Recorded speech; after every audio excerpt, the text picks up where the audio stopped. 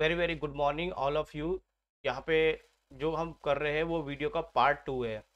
सबको मेरी तरफ से गुड मॉर्निंग, बिकॉज ये वीडियो मैं मॉर्निंग में शूट कर रहा हूँ। और उससे भी पहले मैं आप लोगों को एक इन्फॉर्मेशन देना चाहता हूँ कि पिछले के वीडियो के पार्ट 1 में यहाँ पे mistake by mistake class 10th लिखा हुआ रह गया था।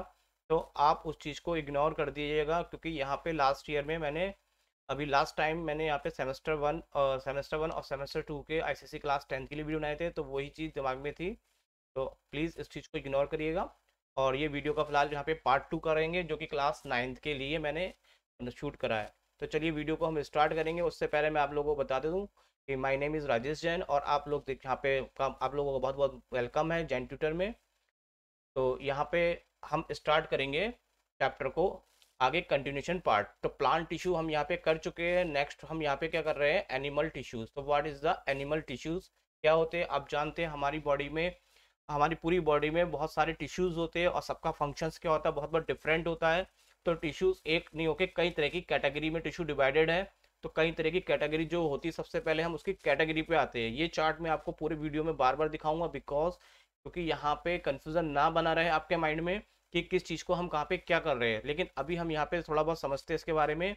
तो देखिए, फर्स्टली एनिमल टिश्यूज जो है वो कितने पार्ट में डिवाइडेड है, 4 पार्ट में डिवाइडेड है। कौन कौन से, epithelial tissues, connecting tissues, muscle tissues, neural nerve tissues. Further ये एपिथेलियल टिश्यूज जो है 6 पार्ट में डिवाइडेड है, इसको अभी मैं डिस्कस करूंगा। और कनेक्टिव टिश्यू भी आगे देखेंगे, तो ये फर्दर 3 पार्ट में डिवाइडेड है और उसके कुछ सब पार्ट्स और भी लिखे हुए हैं। तो ये सब मैं चार्ट आपको चलता रहूँगा, वीडियो के साथ बना रहूँगा, और आपको ये बताता रहूँगा कि हम वीडियो में कहाँ कहाँ पे कौन कौन सी चीज़ पढ़ रहे हैं। तो फर्स्टली हम यहाँ पे देखिए स्टार्ट कर रहे हैं किससे, एपिथेलियम टिश्यू से। एपिथेलियल टिश्यूज क्या होता है, what is the epithelial tissue. देखिए एपिथेलियल टिश्यू क्या होता है, ये एक ऐसा टिश्यूज होता है जो बॉडी को हमारे कवर करता है और साथ के साथ हमें ये प्रोटेक्ट करता है। अब देखिए आप ऐसे समझिए, आपकी जो पूरी बॉडी है वो एक स्किन से कवर है। और स्किन क्या कर रही है, एक तो वो सारे इंटरनल ऑर्गन्स को क्या कर रही है, कवर कर रही है, ढक रही है। आप स्किन को देखते तो स्किन के अंदर कोई और चीज़ तो दिखाई पड़ता नहीं, तो इसका मतलब कवर कवर कर रही है। साथ ही साथ वो कवर के साथ क्या कर रही है, प्रोटेक्ट भी कर रही है। तो ये क्या, एपिथेलियल टिश्यू का भी यही वर्क होता है। ये क्या करता है, आपका कवरिंग भी करता है और साथ ही साथ प्रोटेक्टिव भी करता है। तो देखिए यहाँ पे डेफिनेशन लिखी हुई है, द कवरिंग और the protective tissue in the animal body are the epithelial tissues. जो टिश्यूज आपके कवरिंग और प्रोटेक्टिव करते हैं, that are called epithelium tissues होते हैं। इसके हम कुछ करेक्टरिस्टिक्स जानेंगे। तो करेक्टर्स जानने के लिए हमें यहाँ पे आना पड़ेगा थोड़े से डायग्राम बेस्ड क्वेश्चंस। तो जहाँ पे डायग्राम बेस्ड क्वेश्चंस तो नहीं है, लेकिन डायग्राम पे बेस्ड हम बहुत सारी यहाँ पे नॉलेज गेन करेंगे। तो देखिए पहला करेक्टरिस्टिक्स इसका क्या है, जैसे कि मैंने बताया कि cover the surface of the body, ये किसी भी बॉडी की सरफेस को कवर करता है। सेकेंडरी यहाँ पे lines the various body cavity. Cavity क्या होती है जानते हैं आप, कैविटी का मतलब होता है खाली। जैसे कि दांत हमारा कैविटी हो जाता है, खोखला हो जाता है, तो उसे हम कैविटी बोलते हैं।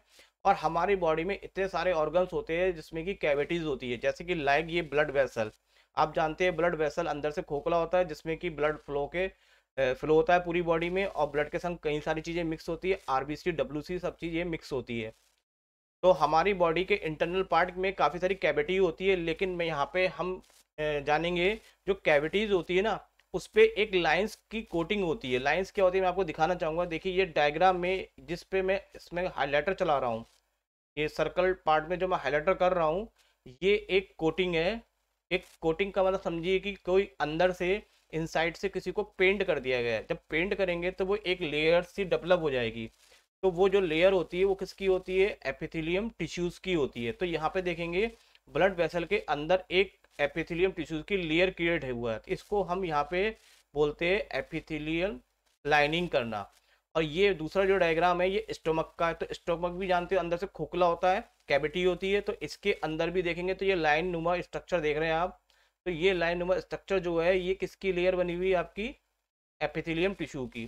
तो एपिथेलियम टिश्यू क्या होता है, लाइंस भी क्रिएट, मतलब लाइन, इसमें लाइनिंग करता है वेरियस बॉडी के कैविटी वाले पार्ट्स पे और इंटरनल ऑर्गन्स पे, इंक्लूडिंग जिसमें कि ब्लड वेसल भी आपकी इंक्लूड होती है। सेकंड करेक्टर पे आते हैं। तो सेकंड करेक्टर आप देखेंगे ये बहुत टाइटली पैक्ड होते हैं। देखिए टाइटली का मतलब एक टिश्यू के बाद दूसरा, दूसरे बाद तीसरा, ये इतना टाइटली पैक्ड है कि जो ब्लड वेसल है, कि ब्लड वेसल से जो ब्लड है वो बाहर की तरफ नहीं आ पा रहा है आपका, वो ब्लड को रोक रहा है। अगर ब्लड देखिए बाहर तब आएगा जब इसके बीच में कुछ गैपिंग होगी। तो यहाँ पे बिल्कुल इतने टाइटली ये एक दूसरे से एडजस्ट होते हैं कि कोई भी मतलब यहाँ पे चीज बाहर नहीं आ सकती। और टाइटली पैक्ड होने के साथ साथ वो एक शीट को भी, कंटिन्यूस शीट को भी फॉर्म कर रहे हैं। तो देखिए ये पूरा एक सर्कल कंटिन्यूसली बन रहा है। इट मीन्स कि ये सर्कल कहीं से भी ब्रेक नहीं है। तो यहाँ पे भी देखेंगे तो ये चीज पूरी एक कंटिन्यूसली आपकी लेयर बन के आ रही है। तो इनसाइड वाले पार्ट में तो ये कोई ब्रेक नहीं है। तो यहाँ पे जो टिश्यूज है एपिथेलियम, ये टाइटली पैक्ड है। It mean there is no gap between the tissues and also it is form a continuous sheet. Third part पे आते हैं, देखिए आप जब टाइटली पैक्ड होंगे तो naturally intercellular space between them कुछ भी उनके नहीं होगा।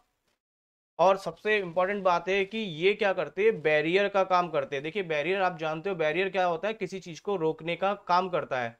तो जैसे कि आप जानते हैं कि जब ट्रेन आती है तो ट्रेन आने पे फाटक बंद हो जाता है। फाटक बंद होने का मतलब है कि आपकी जो रोड का जो ट्रैफिक चल रहा है उसको रोक दिया गया। तो वो गेट क्या आपका बैरियर है। तो यहाँ पे बैरियर का भी ये काम कर रहा है। किस तरह से काम कर रहा है बैरियर का, जो अंदर की चीजें वो बाहर नहीं आ रही है और जो बाहर की चीजें वो अंदर नहीं जा रही है। तो ये उसके लिए एक बैरियर का काम कर रहा है। वरना क्या होगा, स्टमक से चीजें बाहर निकल के हमारे अदर पार्ट्स भी पहुंच जाएंगी।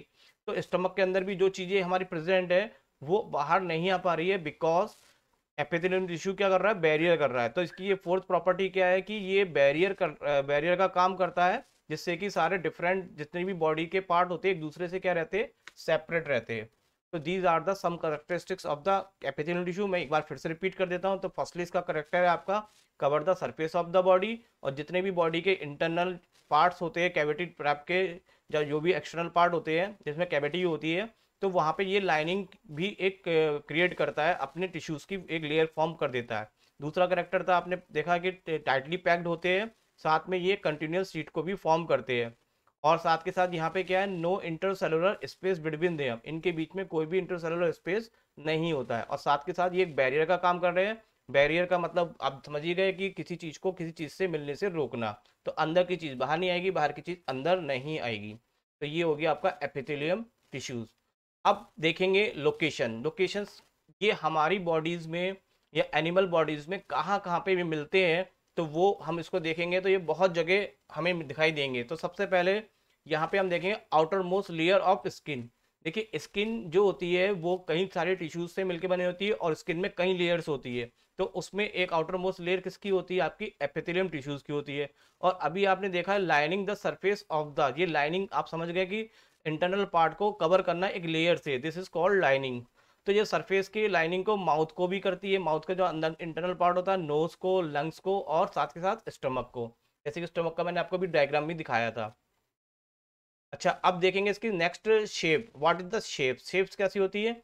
तो इसके जो फॉर्म होती है फ्लैट होते हैं, क्यूबाइडल होते हैं, और कॉलमनर शेप होती है। तो देखेंगे फ्लैट का मतलब ये फ्लैट कंडीशन हो गई, ये आपका क्यूब हो गया। और कॉलमनर का मतलब एक पिलर टाइप का, पिलर का मतलब बोलेंगे यहाँ पे, तो यहाँ पे एक लेंथ के रूप में ज्यादा है और ब्रेथ के रूप में कम है। तो इसकी जो शेप होती है फ्लैट होती है, क्यूबाइडल, और साथ के साथ कॉलमनर इन द शेप्स होती है। फंक्शंस, अब इसके क्या फंक्शंस होते हैं बॉडी के अंदर, एपिथेलियल टिश्यू हमारी बॉडी में क्या क्या रोल करता है। तो आपने कुछ तो पढ़ ही लिया है, प्रोडक्शन का काम करता है। देखिए प्रोडक्शन कैसे हो रहा है, एज ऑन स्किन, स्किन हमारी स्किन में टिश्यूज प्रेजेंट है, तो ये स्किन हमारे क्या कर रही है, प्रोटेक्ट कर रही है। एक दूसरा, पेट के अंदर एक लेयर्स होती है, अभी आपको मैंने दिखाया था डायग्राम में, तो वो एब्जॉर्प्शन का भी काम करती है, वहां से वाटर और न्यूट्रिशन एब्जॉर्ब करती है। सिक्रेशन ये होती है हमारी इंस्टेंटाइन में, तो यहाँ पे भी सिक्रेशन का काम करती है। और साथ के साथ ये एलिमिनेट भी करने में हमारी हेल्प करती है। तो these are the function of the epithelium tissues. Next देखिए, फिर से मैंने आपसे स्टार्टिंग में कहा था ये चार्ट मैं आपको बार बार इसलिए दिखाऊंगा क्योंकि हम यहाँ पे पूरी वीडियो में ये देखते रहेंगे कि कौन सा टॉपिक कहाँ पे क्या चीज चल रही है। तो देखिए मैंने आपको अभी फर्स्टली एक्सप्लेन कराया है epithelium tissues, just only explain epithelium tissues. और आप यहाँ पे हम देखेंगे इनके कितने पार्ट्स होते हैं, 6 पार्ट को हम यहाँ पे एक्सप्लेन करने वाले हैं। तो 6 पार्ट यहाँ पे जो है इनके बारे में हम पढ़ेंगे। तो फर्स्टली यहाँ पे आप देखेंगे पहला पार्ट क्या है, स्क्वेमस एपिथेलियम। तो मैं यहाँ पे आ रहा हूँ स्क्वेमस एपिथेलियम पे। और मैंने जैसे कि आपसे कहा कि मैं आपको वीडियो में एक एक चीज एक्सप्लेन जरूर करूंगा, कोशिश करूंगा कि मैं आपको सारी चीजें के डायग्राम बना के और उसको किसी भी तरीके से मैं आपको एक्सप्लेन कर दूं, ताकि आपके माइंड में कोई भी क्वेश्चंस बना ना रहे। प्लीज अगर आपके माइंड में कोई क्वेश्चंस रह जाता है, कुछ भी आपकी चीज में समझ में नहीं आ रहा है, तो आप मुझको कमेंट्स में करिए। मैं आपको उसमें प्रॉपर तरीके से मैं उसको वीडियो बनाऊंगा, उसके ऊपर नेक्स्ट वीडियो बना के आपको उसको एक्सप्लेन करने की पूरी तरह से कोशिश करूंगा कि आप बिल्कुल क्लियर हो जाए, आपके माइंड में कोई भी चीज़ थ्योरेटिकल ना होकर प्रैक्टिकल रूप में मैं कोशिश करता हूँ कि पढ़ाने के लिए, ताकि हर चीज़ इमेज के रूप में आपको दिखाई पड़े और वो आप समझ सके एक्चुअल में क्या है। तो चलिए हम अपने आगे टॉपिक पे बढ़ते हैं। तो टॉपिक हमारा यहाँ पे क्या है, स्क्वेमस एपिथेलियम, और हम यहाँ पे हमने फिनिश कर लिया, जिसको फिनिश कर दिया मैं उसको एक बार क्रॉस करके आपको दिखाता रहूंगा। तो एपिथेलियम टिश्यूज हो गया, नेक्स्ट आता है आपका स्क्वेमस एपिथेलियम। तो देखिए, सबसे पहले टाइप्स ऑफ टिश्यू जो कि मैंने अभी आपको दिखाए थे, तो टाइप्स में पहला वाला कौन सा टाइप करेंगे, यहाँ पे स्क्वेमस एपिथेलियम। तो देखेंगे ये क्या चीज होती है। यहाँ पे मैंने एक डायग्राम बनाया है, ये डायग्राम किसको रिप्रेजेंट करता है, स्क्वेमस एपिथेलियम में। तो इसके जो टिश्यूज होते हैं, सबसे पहले इसके टिश्यूज जो होते हैं वो आपके एक लेयर बनाते हैं, थिन लेयर बनाते हैं, ये आपकी थिन लेयर बना देते हैं। तो ये थिन लेयर होते हैं, मैं इसको दिखा भी देता हूँ कि क्या क्या इसमें प्रॉपर्टीज है। तो यहाँ पे क्या बन रही है, एक ये थिन लेयर बनाते हैं, साथ के साथ ये फ्लैट भी होते हैं। देखिए यहाँ पे फ्लैट है, ये फ्लैट का मतलब चपटे टाइप के होते हैं। दूसरा, जरूरी नहीं कि इनकी शेप कोई फिक्स हो, तो इरेगुलर शेप्स में होते हैं ये। और इंपॉर्टेंट चीज क्या है, क्लोजली पैक्ड है। देखिए इनके बीच में कोई भी गैप नहीं है, गैप अगर होगा तो अंदर की चीज बाहर आ जाएगी, बाहर की चीज अंदर चली जाएगी। तो आपने ये समझ ही लिया है कि जो एपिथेलियम टिश्यूज होते हैं वो उसको चीजों को आपको मतलब रोकते एक बैरियर का काम करते हैं। तो ये क्लोजली क्या होते हैं, पैक्ड होते हैं। और सबसे इंपॉर्टेंट बात कि यहाँ पे इनका एक प्रोमिनेंट न्यूक्लियाई भी होता है। देखिए हर टिश्यूज के अंदर एक सर्कल नुमा पार्ट जो दिखाया है, ये आपका क्या है, न्यूक्लियस है। तो हर टिश्यूज का, इसके एपिथेलियम के हर टिश्यूज का अपना एक खुद का न्यूक्लियस होता है। तो दे आल्सो हैव न्यूक्लियस। तो ये हो गया स्क्वेमस टिश्यू एपिथेलियम। और इसकी अब लोकेशन जानेंगे, तो लोकेशन कहाँ पड़ता है, ये लाइनिंग द माउथ वाले पार्ट में और नेसल कैविटी, ब्लड वेसल और लिम्स वेसल्स में ये मिलता है आपको। इसका जो फंक्शन है वो क्या करना होता है, protecting underlying parts from mechanical injury, germs, harmful chemical. देखिए हमारे माउथ में एक लेयर बनी होती है, जो किसकी बनी होती है, स्क्वेमस एपिथेलियम की होती है अंदर की तरफ। तो यहाँ पे जो लेयर्स बनी होती है, अब हम कई चीज़ की मतलब फूड्स खाते हैं, कहीं जंक फूड खाते हैं, कहीं ऐसी भी चीज़ खा लेते हैं जो हमारी बॉडी के लिए क्या होती है, हार्मफुल होती है। तो वो क्या करती है, यहाँ पे केमिकल जो जो हार्मफुल केमिकल्स होते हैं, उससे हमारे माउथ की जो अंदर के पार्ट्स होते हैं उसको वो क्या करती है, प्रोटेक्ट करती है। तो जैसे कि यहाँ पे लिखा है, इंजरी होने पे भी वो प्रोटेक्ट करती है, और साथ के साथ जम्प्स जो हो जाते हैं वो भी बॉडी में उसको भी वर्क करती है उसके लिए। सेकंड, देखिए आपका ये टाइप चल रहा है, फिर से मैं रिपीट करता हूँ, एपिथेलियम टिश्यूज का टाइप पढ़ ले। तो फर्स्ट टाइप हम कर चुके हैं, सेकंड टाइप पे आ चुके हैं। सेकंड टाइप है आपका स्ट्रेटिफाइड एपिथेलियम। स्ट्रेटिफाइड एपिथेलियम के लिए हम यहाँ पे एक डायग्राम पे आते हैं। तो देखिए डायग्राम में आप देखेंगे, ये एक स्किन, आप जानते हैं स्किन, स्किन क्या होती है, ये देखिए स्किन है आपकी। स्किन के नीचे कई लेयर्स होती है, वो लेयर्स को मैंने यहाँ पे शो करके दिखाया। देखिए ये फर्स्ट लेयर है यहाँ पे, ये इसके ऊपर ये सेकंड लेयर है, थर्ड लेयर है। तो इस तरह से स्किन के नीचे काफ़ी सारी लेयर्स होती है। तो ये जो स्ट्रेटिफाइड का मतलब ही क्या होता है, लेयर्स।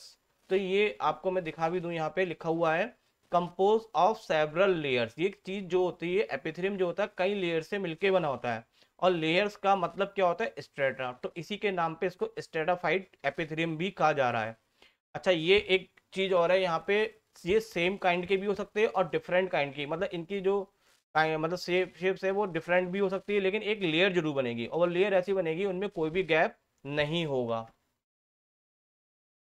लोकेशन आप समझिए गए, ये का लोकेशन कहाँ होगा, found in the skin of cornea. Cornea क्या होता है, कॉर्निया हमारी आईज जो होती है, आईज एक गोलनुमा स्ट्रक्चर होता है। तो उसके जो पीछे का बैक पार्ट होता है, वहां पे कॉर्निया होता है, जहाँ पे लेंस के द्वारा क्या बनती है, इमेज बनती है। तो कॉर्निया जिस जगह पे लाई करता है, उसकी इनर कोटिंग होती है किससे, स्ट्रेटिफाइड एपिथेलियम से। तो वहां पे भी ये मिलेगा।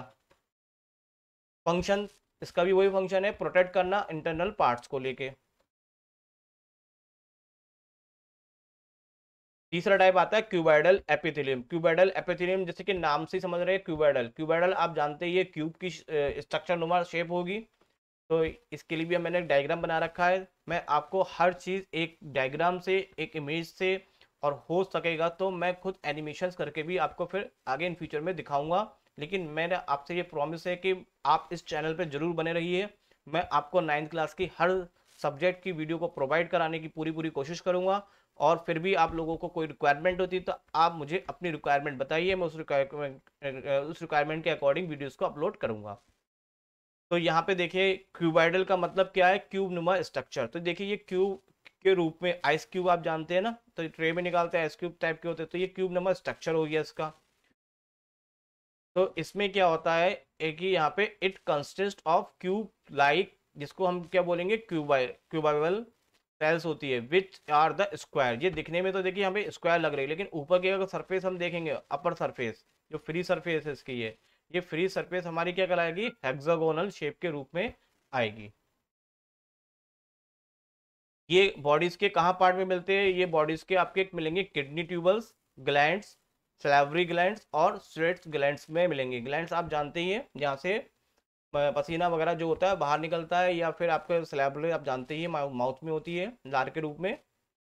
तो इसका जो फंक्शन है इस वाले एपिथेलियम का, यानी क्यूबाइडल जो एपिथेलियम है, उसका जो मेन फंक्शन है वो एब्जॉर्प्शन करना, एक्सक्रिएशन करना, सेक्रेशन। एब्जॉर्प्शन किसी बॉडी को एब्जॉर्ब करना, और एक्सक्रिएशन बाहर निकालना, और सेक्रेशन आप जानते ही हैं। तो ये सब उसके क्या होते हैं, मतलब फंक्शन है। और इसका एक फंक्शन और भी होता है, ये बॉडी को मैकेनिकल सपोर्ट भी प्रोवाइड करता है। तो ये थर्ड टाइप का हो गया आपका क्यूबाइडल एपिथेलियम। फोर्थ टाइप पे आते हैं कॉलमनर एपिथेलियम। कॉलमनर का मतलब, जैसे कि नाम आप समझेंगे, कॉलमनर का मतलब होता है कॉलम, और कॉलम का मतलब आप समझे पिलर। पिलर आप देखेंगे खंबे के रूप में होता है, तो खंबा जो होता है पिलर, वो लेंथ में ज़्यादा होता है। तो मैं इसको डायग्राम के हिसाब से फिर इसको करेंगे। तो देखिए ये आपके इसके जो सेल्स है, जो टिश्यूज है, वो एक कॉलमनर शेप में है। कॉलमनर का मतलब मैंने बताया कि एक लेंथ के रूप में है, तो कई सारे ये लेंथ के रूप में मिलके ग्रुप में बने हुए हैं। तो ये स्ट्रक्चर में कैसे होते हैं, आपके कॉलम शेप्स में होते हैं। तो कॉलमनर मीन्स होता है पिलर। पिलर आप समझिए खंबा हो गया, और their cells look like pillar, उसकी सारी सेल्स किसकी तरह दिखाई पड़ती है, पिलर की तरह, इसलिए इसको हम क्या बोलते हैं, कॉलमनर एपिथेलियम कहते हैं।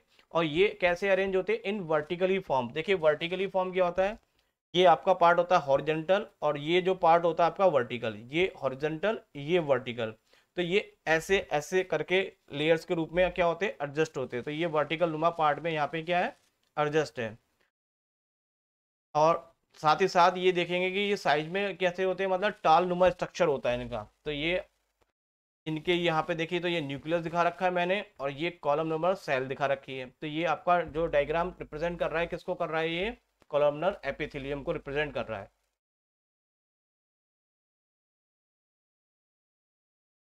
नेक्स्ट है आपका लोकेशन। अब ये लोकेशन कहाँ मिलेंगे, found in the inner lining of the stomach and intestine. तो जो अंदर के स्टोमक पार्ट होते हैं वहां पे ये मिलेंगे, और इनका फंक्शन क्या होता है, यही फंक्शन इसका एब्जॉर्प्शन और सिक्रेशंस करना। देखिए यहाँ पे ये स्टोमक है, ये लाइन नुमा है। अब इसमें एब्जॉर्प्शन क्या होता है, वाटर आता है, कई सारी पेट में चीजें होती है, फूड खाते हैं, वो सब चीजों का एब्जॉर्प्शन चलता रहता है यहाँ पे बॉडी का। तो ये यहाँ पे किसका काम करता है, एब्जॉर्प्शन और सेक्रेशंस का। फिफ्थ पार्ट पे आते हैं सिलिएटेड कॉलमनर एपिथेलियम। देखिए ये एक्चुअल में होता कॉलमनर ही है, लेकिन थोड़ा सा ये मॉडिफाई हो गया। देखिए मैं इसको डायग्राम पे आता हूँ, मॉडिफाई हो गया। कॉलमनर आपने पढ़ा था एक पिलर शेप होती है, लेकिन इसकी सरफेस फ्री होती है। फ्री सरफेस पे ये एक थ्रेड नुमा स्ट्रक्चर देख रहे हैं, धागे नुमा स्ट्रक्चर है ये। तो ये धागे नुमा जो स्ट्रक्चर है, इसको बोलते हैं हम सीलिया, और इसी के नाम पे इसी का क्या पड़ा हुआ है, सिलिएटेड कॉलमनर एपिथेलियम, इसका नाम पड़ा हुआ। कॉलमनर का मतलब तो कॉलम से हो गया, और सिलिटेड का मतलब हो गया ये रेशियो नुमा जो स्ट्रक्चर है। तो यहाँ पे क्या है, columnar cells have a free border, इनके अंदर फ्री बॉर्डर होता है, which bear thread like protoplasmic projections. जैसे कि ये प्रोटोप्लाज्मिक प्रोजेक्शन है यहाँ पे, जिसको हम क्या कहते हैं, सिलिया कहते हैं। तो such cells are from the ciliated epithelium. ये लोकेशन कहाँ मिलते हैं, ये found in the lining of the trachea, windpipe, bronchi, lungs और किडनी ट्यूबल्स में ये आपको मिलेंगे देखने को। अब देखिए इसमें जो इसका जो मेन फंक्शन है वो क्या है, कि मेन फंक्शन आप जानते हैं कि एयर जो होती है, हम यहाँ से माउथ से हमारी एयर जाती है और अंदर तक हमारी बॉडी के पार्ट तक जाती है, तो वो एक पाइप के थ्रू जाती है। तो वो पाइप जो होता है वो ट्रैकिया कहलाता है, जैसे विंड पाइप भी कहते हैं। तो इसके अंदर ये इसकी कोटिंग होती है सिलिकेटेड टिश्यू की। तो ये क्या करता है, ये धागे नुमा स्ट्रक्चर इसको यहाँ से मटेरियल को ट्रांसफर करने में हेल्प करते हैं। तो अंदर जो भी कुछ जा रही है तो उसको क्या कर रहे हैं, ये मटेरियल को आगे बढ़ाते रहते हैं। तो इसका मेन फंक्शन यही है। The cilia constantly keep lashing and move the material. ये मटेरियल को मूव कराने का काम कर रहे हैं। गले में हमारे यहाँ से कोई भी चीज़ है वो अंदर जा रही है, तो अंदर जाने में जो नीचे को पार्ट की तरफ मूव कर रहा है, तो कोई ना कोई मटेरियल जा रहा है, तो उसी को हम यहाँ पे क्या करेंगे, ये सीलिया जो है उसको हेल्प करती है, रेशियोनुमा स्ट्रक्चर से उसको क्या करती है, आगे बढ़ाती रहती है मटेरियल को। तो मेन वर्क है इसका मूव द मटेरियल। ये लास्ट पार्ट है ग्ले ग्लैंडुलर एपिथेलियम। तो देखिए यहाँ पे क्या है, जो कॉलमनर स्ट्रक्चर होता है उसको अगर हम थोड़ा सा ट्विस्ट कर दिया, मैंने यहाँ पे मोड़ दिया, मोड़ने के बाद जो स्ट्रक्चर बन के आया इसे हम क्या बोलेंगे, ग्लैंडुलर एपिथेलियम।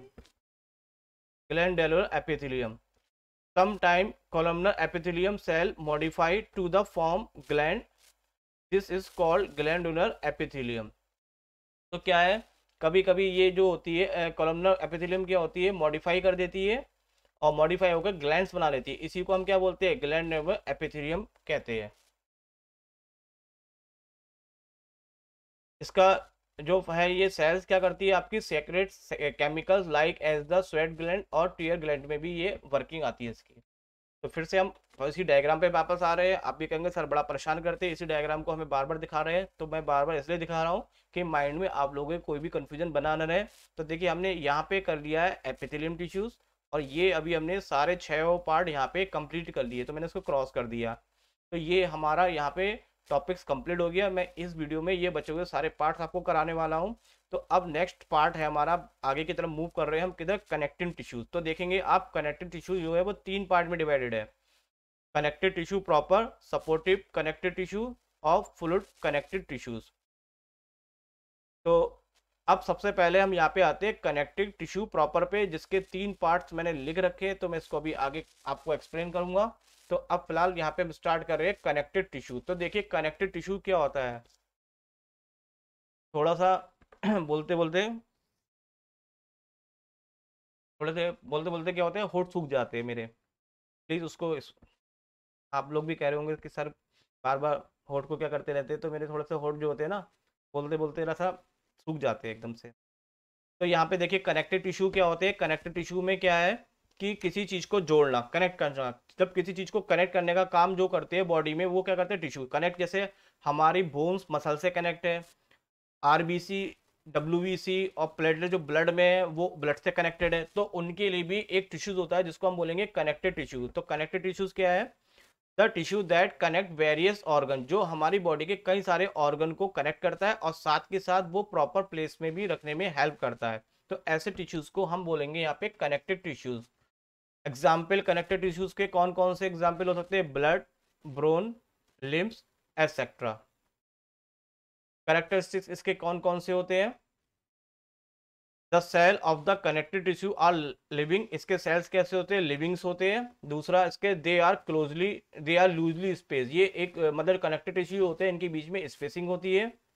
इंटरसेलुलर मैट्रिक्स, देखिए मैट्रिक्स क्या होता है, अभी मैं मैट्रिक्स आपको बताऊंगा। मैट्रिक्स क्या होता है, गैपिंग पार्ट होता है सेल्स के बीच में, जो टिश्यूज को बांधे रखता है। तो उसके बीच में कुछ स्पेस होता है, उस स्पेस में जो भी फिल होता है वो क्या कहलाता है, मैट्रिक्स कहलाता है।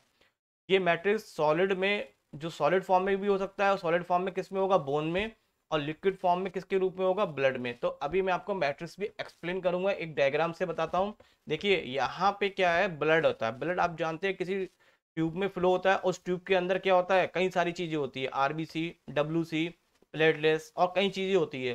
तो वो उनके बीच में जो दो, जैसे यहाँ पे देखेंगे कुछ गैप दिख रहा है, ये गैप नुमा स्ट्रक्चर है। तो जहां जहां गैप है ना, गैप जो है वो क्या बना रही है, अपने आप में एक इंटरसेलुलर मैट्रिक्स बना रही है। तो ये क्या है, मैट्रिक्स है। तो कनेक्टिंग टिश्यू जो है वो कैसी होती है, आपकी इंटरसेलुलर मैट्रिक्स के रूप में होती है, जो इनको बांधे हुए बांधने का काम करती है। यानी कि डब्ल्यूबीसी, आरबीसी, प्लेटलेट एक दूसरे से बने हुए हैं, तो इसको बांधे हुए रखती है। तो ये आपका बोन्स, बोन्स में भी ये कई चीजें होती है कि उसको भी आपस में जोड़ने की जरूरत पड़ती है, एक दूसरे को कनेक्ट करने की जरूरत पड़ती है। तो बोन्स में ये मैट्रिक्स जो होती है वो सॉलिड फॉर्म में होती है, और ब्लड में ये किस फॉर्म में होती है, फ्लूइड फॉर्म में। तो देखिए यहाँ पे ये फ्लूइड हो रहा है ना, बह रहा है ये, तो यहाँ पे ये फ्लूइड फॉर्म में मैट्रिक्स है इसकी। अब यहाँ पे आते हैं कनेक्टिव टिश्यू के टाइप। तो टाइप्स में आप आएंगे, पहले यहाँ पे पढ़ेंगे एरोलर यानी कि पैकिंग टिश्यू। पैकिंग क्यों बोल रहे हैं मैं अभी इसको आपको बताऊंगा। पैकिंग का मतलब होता है किसी चीज को पैक करना। ये क्या करते हैं, कई सारी सेल्स होती है उसको क्या कर देता है, ये पैक कर देता है। तो इसलिए यहाँ पे इसको क्या बोलते हैं, पैकिंग टिश्यू भी कहते हैं।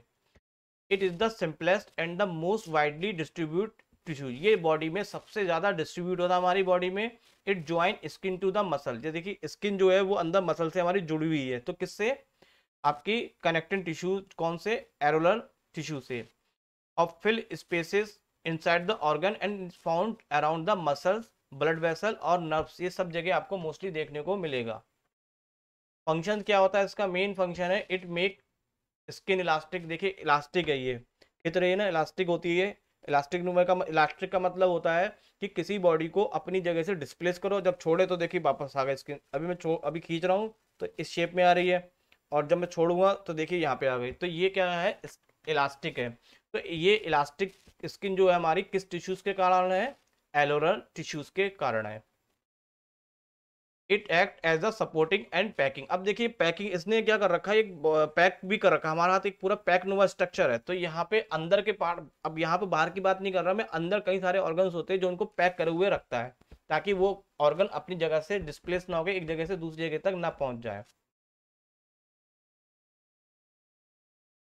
और साथ ही साथ ये लाइनिंग भी, बॉडी के अंदर जो कैविटीज होती है वहां पे भी ये उसको मतलब पैकिंग के रूप में काम करेगा। नेक्स्ट आते हैं एडिपोज टिश्यू। एडिपोज टिश्यूज क्या करेगा आपके लिए, बॉडीज के लिए। सबसे पहले देखेंगे ये हमें मिलेगा कहाँ पे, स्किन जो होती है उसके जस्ट नीचे होता है, बिटवीन द इंटरनल ऑर्गन के बीच में। देखिए स्किन और अंदर के जो स्किन है और अंदर के क्या हड्डी है, कई चीजें हैं, बोन्स है आपके, तो उसके बीच में ये मिलेगी इसकी लेयर। तो D tissue contain a cells which is called fat cells and adipocytes. मतलब ये है कि ये फैट को स्टोर करता है। देखिए आप समझिए किसी का हाथ पतला है, किसी का हाथ मोटा होता है, किसी का हाथ पतला, किसी का हाथ मोटा। इसका मतलब है कि बोन और जो ये स्किन है इसके बीच में क्या है, आपका मैट्रिक्स है। मैट्रिक्स क्या बोलेंगे, यहाँ पे कनेक्टिंग टिश्यूज है। तो एडिपोज टिश्यूज प्रेजेंट है। ये क्या कर रहा है, फैट्स को स्टोर कर रहा है। तो फैट जितना स्टोर होगा हाथ उतना आपका क्या होता जाएगा, मोटा होता जाएगा। तो इसका फंक्शन क्या है, to store fats. It act as a insulator. ये इंसुलेटर का भी काम करता है। इंसुलेटर क्या होता है, देखिए इंसुलेटर आप समझिए कि बॉडी में अंदर की एनर्जी बाहर नहीं जाती है, बाहर की एनर्जी अंदर नहीं आती। जहां पे मैं आपको एक चीज, आपसे एक क्वेश्चन करूंगा, आप मुझे कमेंट्स में जरूर उसका आंसर दीजिएगा। जब हम कोई hot hot fluid, hot liquid लेते हैं, जैसे कि हम लेते हैं टी पीते हैं, कॉफी पीते हैं, या फिर कोई भी गर्म चीज सूप सूप पीते हैं, तो हम अगर उस सूप में हाथ अंदर को डाल दे तो हमारे हाथ जल जाएंगे।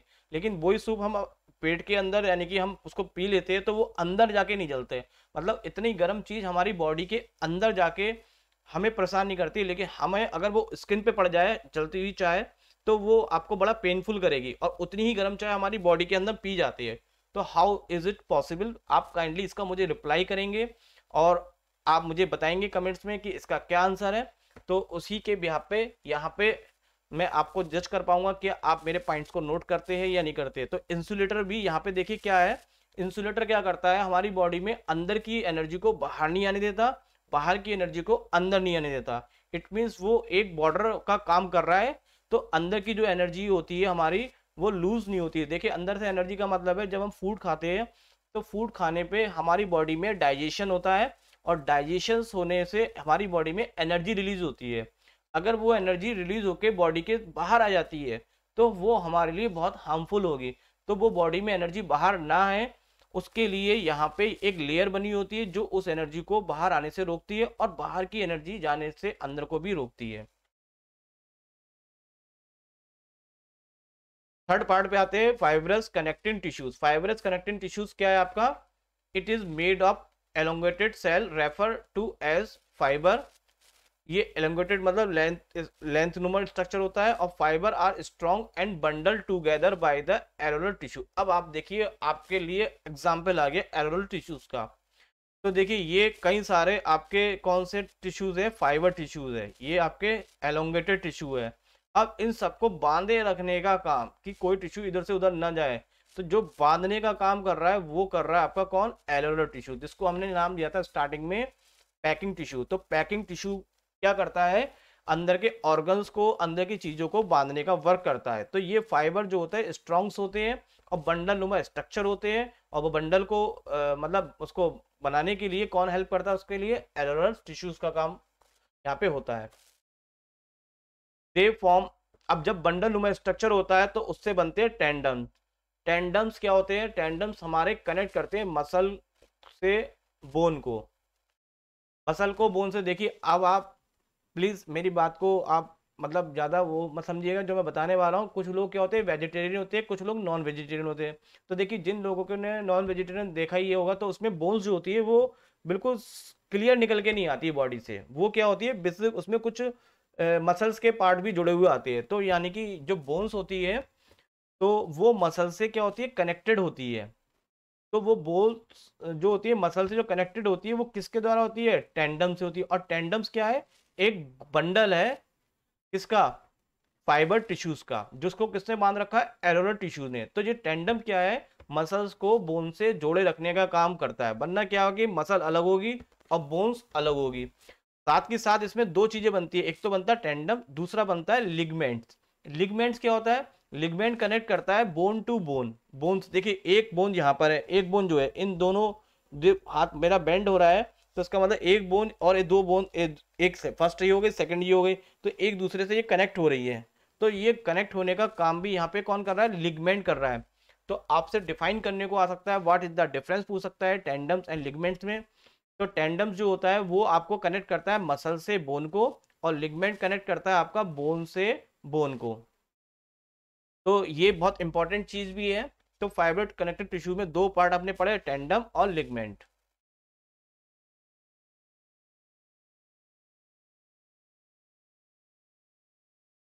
सर बार बार परेशान मत करिए, इस चार्ट को मत दिखाइए। आप बार बार चार्ट क्यों ले आते हैं, हम इस चार्ट को देख के बड़ा बोर हो गए। लेकिन सॉरी स्टूडेंट्स, मैं यहाँ पे चार्ट को दिखाने का मतलब यही है कि आपके माइंड में कोई भी चीज़ कहीं से भी ऐसा ना रहे, मैं आपके स्क्रीन पे चला रहा हूँ और आपको समझ में नहीं आ रहा है कि मैं क्या पढ़ा रहा हूँ। तो फिर से हम इस चार्ट पे आते आते वापस देखिए, ये पार्ट हमारा हो चुका है, तो इसको हम कर देते हैं क्रॉस। अभी हमने पढ़ा है कनेक्टिंग टिश्यू, तो ये भी हम कर देते हैं क्रॉस, और इसके तीन पार्ट भी हमने पढ़ लिए। गुड, वेरी गुड, आप लोग मेरे संग बने रहे यहाँ तक, तो आप लोगों के लिए बहुत बहुत थैंक यू। अब हम चलते हैं आगे के नेक्स्ट पार्ट पे। तो नेक्स्ट पार्ट है आपका सपोर्टिंग कनेक्टिंग टिश्यूज। तो कनेक्ट सपोर्टिंग कनेक्टिंग टिश्यूज क्या है, इसके लिए यहाँ पे हम नेक्स्ट पार्ट पे आ जाते हैं। तो ये दो टाइप में डिवाइडेड है, कार्टिलेज और बोन्स में। अब बहुत जल्दी ये वीडियोस फिनिश होने वाली है। तो सपोर्टेड और कनेक्टिंग टिश्यूज क्या होते हैं आपके, कार्टिलेज। देखिए आपके दो टाइप के ये सपोर्टिंग टिश्यू होते हैं। फर्स्ट होता है कार्टिलेज। कार्टिलेज क्या होता है, it has thick and intercellular substance होता है, जिसको हम क्या बोलते हैं, मैट्रिक्स। मैट्रिक्स आप समझ में आ गया, आपको मैंने बता चुका है। और ये मैट्रिक्स जो होती है हमारी ट्रांसपेरेंट होती है, और साथ के साथ ये क्या होती है, इलास्टिक होती है। तो ये कहलाती है आपकी कार्टेज। कार्टेज हमें कहाँ मिलेगी देखने पे, टिप ऑफ द नोज। देखिए ये नोज है, ये नोज के अंदर का जो पार्ट है टिप पार्ट, तो ये आपकी कार्टेज है। तो देखेंगे यहाँ पे बोन है, तो बोन यहाँ पे जो है एक इसके अंदर का जो स्ट्रक्चर बनेगा मैट्रिक्स नुमा, वो कहलाएगा आपका कार्टेज। और दूसरा एक्सटर्नल ईयर्स में मिलेगा, ट्रैकिया में मिलेगा, ब्रोंकल ट्यूब्स में मिलेगा, और साथ के साथ ये जो एक बोन, देखिए दो बोन्स को आपस में, ये मैं आपको एक रफली डायग्राम बनाता हूँ। ये एक बोन हो गई आपकी, और ये एक दूसरी बोन हो गई। इसके बीच में एक बोन के ऊपर एक लेयर होती है, बोन्स की जो टिप होती है जहाँ बोन्स खत्म हो रही है उस पर लेयर्स होती है, वो लेयर इलास्टिक नुमा होती है। देखिए आप ऐसा समझिए कि ये हाथ अगर मैं, ये भी बिल्कुल बोन और ये बोन आपस में क्या होगी कि अगर यहाँ पे इसको मैं मोड़ूंगा, अगर इसमें कोई भी इलास्टिक नुमा नहीं होगा तो हड्डी एकदम चटक जाएगी, टूट जाएगी। तो इसका जो एंड है और जो इसका एंड है, इन दोनों के एंड्स के बीच में एक लेयर होती है जिसको हम बोलते हैं मैट्रिक्स। वो मैट्रिक्स लेयर कैसी होती है, इलास्टिक नुमा होती है। यानी कि वो मैट्रिक्स जो है, लेयर जो है वो किसकी, कार्टेज की। तो जहां पे बोन एंड हो रही होती है, बोन के हर बोन्स में एंड होने पे एक लेयर बन जाती है मैट्रिक्समा, वो इलास्टिक होती है। जब उसको मोड़ते हैं तो यहाँ पे बोन से बोन टकराती नहीं है, और उसके बीच में क्या होता है, वो इलास्टिक का यहाँ पे क्या करती है, वर्क करती है। तो यहाँ पे कार्टिलेज जो है वो आपकी बोन के लिए मूव कराने के लिए बहुत हेल्प करती है। सेकंड आता है आपका सपोर्टिंग में, कौन सा आता है बॉडी को सपोर्ट करने में, बोन। तो it is a very strong, आप जानते ही इसको, तो आप ना भी पढ़ाऊँ तो भी आप जानते हैं, लेकिन फिर भी हम एक बार देख लेते हैं। नॉन फ्लेक्सिबल टिश्यूज है। It has good supply of blood, ये ब्लड की सप्लाई वेसल्स और नर्व्स को करता है। और इसमें क्या होता है, इस कंसिस्ट बोथ लिविंग सेल, इसके अंदर जो लिविंग सेल्स होती है उसको बोलते हैं ऑस्टोब्लास्ट कहते हैं, और साथ के साथ ये rigid mass of inorganic salt को भी कंटेन करता है। तो देखिए फंक्शंस क्या है, होल्ड मसल्स टाइटली, हेल्प, आपको जो बोन्स होती है, जानते हो आप बोन्स क्या करती है, मसल्स को टाइट रखती है और आपको मूवमेंट कराने में भी क्या करती है, हेल्प करती है। अगर बोन्स नहीं होगी तो आप जानते हैं आप ना तो चल सकते हैं और ना खड़े हो सकते हैं। तो ये हमें चलाने मूवमेंट के साथ साथ क्या देती है, शेप भी देती है, और साथ ही साथ ये बॉडी को भी क्या कर रही है, सपोर्ट भी करती है।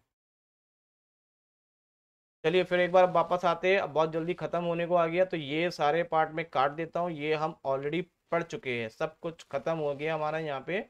अब नेक्स्ट आते हैं मसल्स टिश्यूज में। मसल टिश्यूज क्या होते हैं,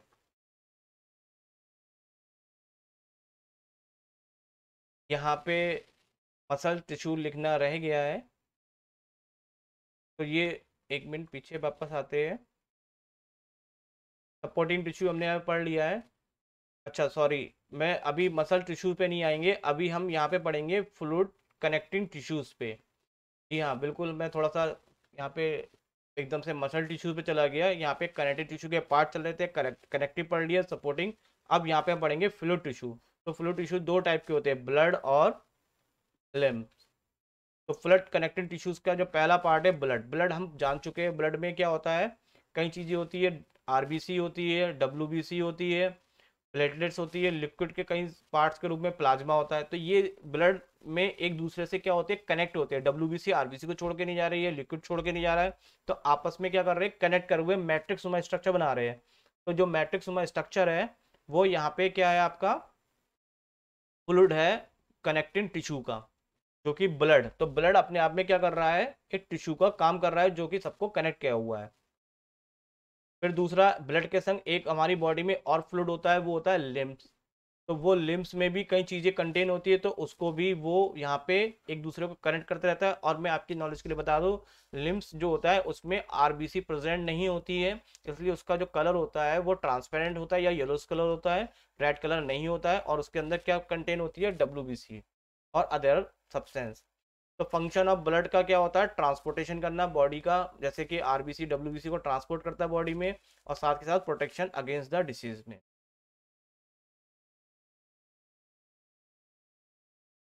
तो चलिए फिर से हम चार्ट को बहुत जल्दी से काटते जा रहे हैं, ये सब कंप्लीट मैं काट रहा हूँ, इसको ये भी काट रहा हूँ, ये भी काट रहा हूँ। तो यहाँ पे अब हमारे यहाँ पे बस खत्म होने को आ गया है, ये मसल टिश्यूज रह गया है और न्यूरल नर्व टिश्यूज। चलिए बहुत जल्दी हम करते हैं। मसल टिश्यूज क्या है, मसल टिश्यूज आप जानते हो मसल्स के लिए वर्क होते हैं, ये सब मसल्स है हमारी हाथ की पैरों की। तो इसका जो फर्स्ट टाइप है वो है स्टेरॉइड मसल्स। तो ये कैसी होती है, they are made long fibre की बनी होती है, which are nucleated and striated, they are under control of willing. देखिए ये मसल्स ऐसी होती है जो हमारे कंट्रोलिंग विलिंग में होती है। कंट्रोलिंग विलिंग का मतलब है, जैसे मैं चाहता हूँ कि ये हाथ मेरा फिंगर्स मूव करे, तो ये मेरी विलिंग विलिंग पावर पर डिपेंड कर रहा है, ये अपने आप मूव नहीं होगा, मैं जब इसको चाहूंगा तब ये मूव होगा। तो ये हमारे मसल्स है, हमारी हाथों की फिंगर्स की मसल्स है, जो हमारी कंट्रोलिंग पावर में चलती है।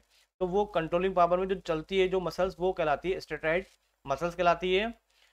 तो they are under control of the will, ये हमारे कंट्रोल में रहती है। This muscles move only when you want to it, जब ये आप इसको मूव कराना चाहेंगे तभी ये मूव होगी। तो इस टाइप की मसल आप इन सब चीज़ों से परिचित है, आर्म्स लेग्स फेस नेक, ये सब आपके आपकी विलिंग पावर पर डिपेंड करता है कि, देखिए मैंने फेस बनाया, थोड़ा सा अजीब सा लगा होगा। तो ये फेस हो गया, हाथ हो गया, मुंह हो गया, कई प्रकार के आपके जो मसल्स होते हैं आपके अकॉर्डिंग वर्क करते हैं। दूसरा होता है अनस्टेरॉइड मसल्स जो हमारी विलिंग पावर पे डिपेंड नहीं करते हैं। They are made of spindle shape के बने होते हैं और ये not under control of the will, ये हमारी अंदर हमारी खुद की इच्छा से नहीं चलते, ये अपने आप अपनी इच्छा से चलते हैं। तो आप सोच रहे होंगे अपनी इच्छा से कौन से चलते हैं, तो आप जानते हैं ये वॉल्स कहाँ की होती है, intestine muscles iris of the eyes skin. देखिए हमारे अंदर जो भी बॉडी के कई फंक्शन हो रहे होते हैं, जैसे स्टमक में डाइजेशन हो रहा होता है, कई चीज़ें होती है, तो यहाँ पे लेयर्स बनी होती है मसल टिश्यूज की, तो वो ऑटो फंक्शन कर रही है, आप फंक्शन नहीं कर रहे हो, वो ऑटो कर रही है, वो आपके कंट्रोल में नहीं है। इट मीन्स कि आपने अगर कोई चीज़ खा लिया तो अब आप उसको डाइजेशन होने से रोक नहीं पाएंगे, वो डाइजेशन आपकी इच्छा के बिना ही होगी। आप चाहो तो भी नहीं रोक पाओगे और नहीं चाहो तो भी, मतलब वो अपने आप चलता रहेगा। तो ये वाली मसल जो होती है not under control of the will. Third part है कार्डियक मसल। कार्डियक मसल्स ये केवल आपकी पूरी बॉडी में एक ही जगह मिलेगी, वो है केवल हार्ट। हार्ट की जो वॉल्स होती है वो जिस टिश्यू से बनी होती है वो कहलाती है आपकी कार्डियक मसल्स। तो they are found only in the walls of the heart and they are involuntary in function. ये इनवॉलेंट्री फंक्शंस के रूप में मिलती है। इनवॉलेंट्री वॉलेंट्री आप जानते ही है। The fibre of cardiac muscle are striated and uninucleated and branch. तो इसकी जो आपने पढ़ाई का है और हार्ट के बारे में हम आगे भी पढ़ेंगे तो उसमें और अपने अच्छे समझ में आएगा। सबसे पहले इंपॉर्टेंट है कि हाथ जो होता है, हार्ट ऐसे से करके मतलब ब्लिंक करता है हमारा। तो जो कॉन्ट्रैक्ट होता है वो विदाउट आउटसाइड स्टिमुलेशन से होता है। स्टिमुलेशन क्या मतलब, जैसे किसी चीज को छू लो तो वो जब पिन चुभ जाए तो वो हाथ पीछे हटा लेता है। तो यहाँ पे जो है स्टिमुलेशन के रूप में, मतलब वो अपने आप बिना कोई बाहर से कोई भी उसको इंस्ट्रूमेशन ना दिया जाए तो वो अपने आप में कांटेक्ट करके चलता रहता है। और आप सबसे इंपॉर्टेंट बात देखेंगे, हम सब चलते चलते थक जाते हैं, लेकिन हार्ट हमारी बॉडी का ऐसा पार्ट है बेचारा जो चलते चलते कभी नहीं थकता। तो डू नॉट गेट टायर्ड सून, तो ये बहुत जल्दी थकता नहीं है। जिस दिन थक जाएगा उस दिन आप समझ सकते हैं क्या हो सकता है। तो ये कंटिन्यूसली वर्क करता रहता है स्लीपिंग टाइम पे भी। बहुत खुशी होती है मुझे इस चार्ट को बार बार दिखाने में, और सबसे ज़्यादा खुशी होती है इसको काटने में, क्योंकि हम ये काटने में इसलिए कह रहे हैं कि ये सब कुछ अब हम पढ़ चुके हैं, फिर भी आपके दिमाग में इनसे रिलेटेड कोई क्वेश्चन बच जाता है, कोई बात क्लियर नहीं होती है, तो आप मुझे कमेंट्स में ज़रूर लिखिएगा। मैं आपका रिप्लाई हमेशा प्रॉपर तरीके से दूंगा और बहुत जल्दी ही आपको की प्रॉब्लम को भी सॉल्व आउट करूंगा। तो सबसे लास्ट टॉपिक पे आ गए, जी हाँ बिल्कुल सबसे लास्ट टॉपिक पे आ गए, वो है आपका न्यूरल नर्वस टिश्यू। तो देखिए न्यूरल नर्वस टिश्यू क्या होता है। ओहो, ये थोड़ा सा रिपीट हो गया है, चलिए कोई बात नहीं। This tissue is made up of specialise elongated called cell neurons. तो न्यूरॉन्स क्या होते हैं, मैं एक स्ट्रक्चर पहले ले लेता हूँ, फिर मैं यहाँ पे इसको एक्सप्लेन करता हूँ। देखिए यहाँ पे मैंने एक स्ट्रक्चर बनाया है, ये स्ट्रक्चर है न्यूरॉन का। ये इसको हम डिटेल में पढ़ेंगे क्लास 10th में कोर्स में। यहाँ पे आपके कोर्स में सिर्फ एक ये है कि आपको डायग्राम बनाने को दिया जाएगा और डायग्राम बनाने के बाद उसके पार्ट्स के नाम को आपसे लिखवाया जाएगा, और बहुत ज़्यादा एक्सप्लेनेशन नहीं है। तो यहाँ पे तो फिलहाल हमें टिश्यूज़ के बारे में जानना है। तो this tissue is made of specialise elongated cell called neuron. देखिए ये इलोंगेटेड सेल्स है पूरी ये, और हर एक न्यूरॉन्स के अंदर क्या होता है, सेल बॉडी के अंदर क्या क्या चीज़ प्रेजेंट होती है। तो देखिए यहाँ पे सेल बॉडी के अंदर क्या है, यहाँ पे प्रेजेंट है साइटोन प्रेजेंट है। देखिए साइटोन कहाँ है, ये वाला पार्ट में दिखाऊं तो ये साइटोन प्रेजेंट है, और जिसमें कंटेनिंग क्या है, न्यूक्लियस। तो ये जो पार्ट है आपका वो क्या हो गया, न्यूक्लियस कंटेन है। और वन और मोर डेंड्रॉन्स है, हेयर लाइक स्ट्रक्चर है। देखिए डेंड्रॉन ये हेयर लाइक स्ट्रक्चर हो गए आपके। और साथ ही साथ ये नीचे का जो यहाँ से यहाँ तक पार्ट है ये आपका एक्सोन है, जो कि जिसकी लेंथ जो होती है 1 मीटर से 3 मीटर तक की भी हो सकती है, 2 मीटर भी हो सकती है। तो ये आप फिलहाल इसको डिटेल में पढ़ेंगे आगे के नेक्स्ट क्लास 10th में पढ़ेंगे जब आपके कोर्स में आएगा। इसका फंक्शन क्या होता है, nerve tissue receive the conductive impulse. ये इम्पल्स यानी कि सिग्नल, जैसे आपको किसी ने थप्पड़ मारा या किसी ने आपको मतलब सुई चुबो दी, तो सुई चुबोने से जो आपकी सुई चुभी उसका सिग्नल, इलेक्ट्रिक सिग्नल माइंड में ले जाने के काम ये न्यूरॉन्स करते हैं, और वापस वो सिग्नल वहीं पे जहाँ पे सुई आपको चुभोई गई है वहां तक वो सिग्नल लौट के आते हैं। ये इतनी फास्ट सर्विस होती है कि आपको पता ही नहीं चलता, आप सुई चुभते तो तुरंत हाथ ही हटा लेते हैं। तो इस तरह से वर्क करते हैं। तो ये इम्पल्स को ले जाने का काम करती है एक्सोन और डेंड्रीज। तो रिसीव भी करते हैं ये इम्पल्स को और साथ के साथ ट्रांसमिट भी करते हैं। तो यहाँ पे ये चैप्टर यहाँ पे कंप्लीट हो जाता है नोट्स के साथ, लेकिन मैं अभी भी आपको आपके लिए और इजी करने के लिए मैं अभी नेक्स्ट वीडियो में हम यहाँ पे करेंगे प्रोग्रेस चेक क्वेश्चन। जी हाँ, बिल्कुल progress check question. Progress check question कौन से होते हैं? चैप्टर के बीच बीच में आपको क्वेश्चंस दे रखे होते हैं, उस पर लिखा होता है प्रोग्रेस चेक क्वेश्चन। तो मैं उसकी भी वीडियो बना के आपको दिखा दूंगा, आप उसको भी क्वेश्चंस को जरूर करिएगा, क्योंकि वो क्वेश्चंस छोटे छोटे दो दो वर्ड्स के होते हैं, फिल इन द ब्लैंक्स के रूप में, वन वर्ड के रूप में पूछे जाते हैं, बहुत इंपॉर्टेंट है, तो वो भी करेंगे। और प्लस हम करेंगे रिव्यू क्वेश्चंस को भी करेंगे। रिव्यू क्वेश्चंस कौन से होते हैं? जी हाँ, बिल्कुल आपने सही समझा। एक्सरसाइज में जब चैप्टर एंड हो जाता है, तो चैप्टर के एंड में जितने भी एक्सरसाइज के क्वेश्चंस हैं, मैं उसके ऊपर भी आपको वीडियो बनाऊंगा, और आप देखेंगे इस नोट्स के द्वारा वो सारे क्वेश्चंस आप लोगों को आते होंगे। लेकिन फिर भी मैं इसलिए बनाना चाहता हूँ कि बहुत से स्टूडेंट्स होते हैं कि वो एक्सरसाइज के क्वेश्चन से ही पढ़ना चाहते हैं, तो मैं उसके लिए भी आपको वीडियो को प्रोवाइड करूँगा। तो आई होप ये वीडियो आपको अच्छी लगी है, तो प्लीज़ प्लीज़ प्लीज़, अच्छी लगती है तो आप इसको डिस्ट्रीब्यूट करना ना भूलिए, लोगों में कंटिन्यूसली भेजते रहिए। इससे क्या होता है कि मुझे थोड़ा मोटिवेशनल मिलता है। मुझे बड़ा बड़ा थैंक्स करता हूँ मैं आईसीसी क्लास 10th के लिए। मैंने जो वीडियो बनाए थे, उन लोगों ने मेरे को बहुत बहुत ज़्यादा मोटिवेशन उन लोगों से मुझे मिला है, और इसी के बिहाफ पे मैंने उनको सारे वीडियो बना के दे दिए थे एग्जामिनेशंस के लिए। तो मैं आप लोगों से भी ये उम्मीद करूँगा कि 9th क्लास के भी मैं वीडियो आपको प्रोवाइड करूँ सारे सब्जेक्ट के लिए। इसके लिए थोड़ा सा मोटिवेशनल मेरे लिए बनता है। इसके लिए आप बस मेरे को क्या करेंगे, यहाँ पे थोड़ा सा ये सब्सक्राइब वगैरह लाइक वगैरह आप दे सकते हैं, तो आप इसको ज़रूर करिएगा। तो इतनी आप लोगों से बस रिक्वेस्ट है। Thank you very much.